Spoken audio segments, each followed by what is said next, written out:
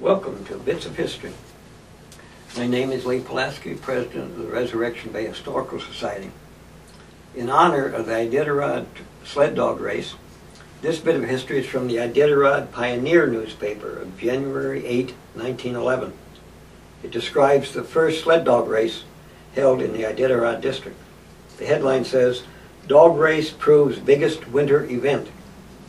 In a high wind that at times approached the severity of a blizzard, and in freshly driven snow that in places was so deep he could scarcely see his lead dog, Claude Shea, formerly of Nome, and a dog musher of speed and endurance, won the first annual dog race of the Iditarod on New Year's Day, covering the 20-mile course from Iditarod to Summit Roadhouse to Discovery to Flat and back to Iditarod in a remarkably good time of 2 hours, 28 minutes, and 54 seconds, and pulling down the first prize of $350. Dan Campbell, driving the Northern Commercial Company team, took second place after a hard drive and a discouraging time with his leader, finishing in 2:58.29. He took down a prize of $100. Slim McRae, driving the Northern Saloon team, took third money in 3:12.19. His purse was $50. Sam Adams came in fourth, covering the course in 3 hours, 28 minutes, 50 seconds. And Tom McMahon finished fifth in 3:45.50. Considering that this was the first event of its kind ever pulled off in the district, the race created far more excitement than was at first expected.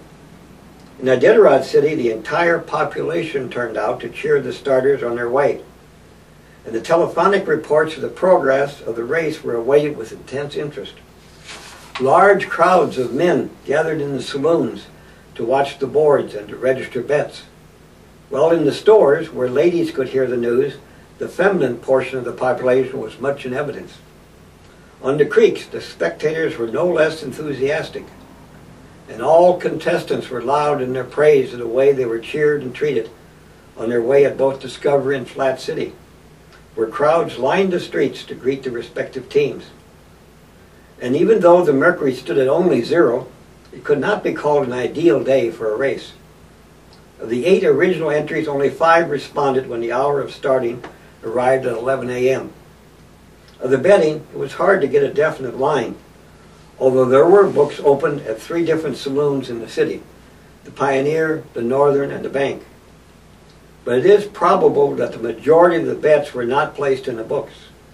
Ike Loomis is reported to have won in the neighborhood of $1,000 betting on Shea. Thank you for listening to this bit of history. To learn more about the historic Iditarod Trail in the city of Iditarod, visit the Seward Museum. The museum is open from 1 to 5 on Saturdays and Sundays.